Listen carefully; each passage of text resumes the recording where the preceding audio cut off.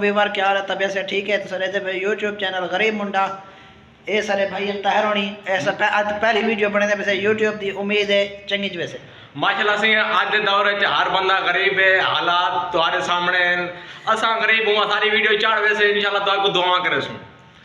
एक गाल है जमाने दी जमाना जरा है हर कहीं का मोहताज कहीं नहीं हर कोई जमाने टाइम का मोहताज है वक्त हर कहीं को याद हम देना को लाइक करो सब्सक्राइब करो इंशाल्लाह अगले वीडियो सारे तो साने 100 शुक्रिया अक्ल क्यों गरीब वाला असा को अक्ल जना अल्लाह ताला अक्ल बने ना पिया ना असरा शापर फट गया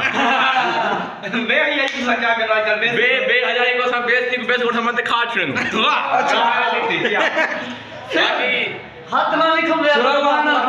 आज सवेरे को घेनते माशाल्लाह 8 साढ़े 8 टाइम ठीक है तो कितने बिस्कुट खाली करो बेचते समय असा तकरीबन 20 बिस्कुट खाती करो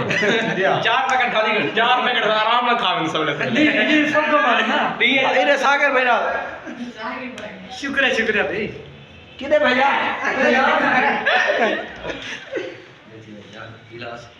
ए देखो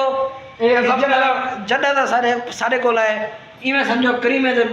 बैन लागे एक मिनट जेरी कंपनी ने करीम लेंदे वो कंपनी सवेरे बैन खबर नहीं होता ये कंपनी ने बैन लागे तो गुजारिश है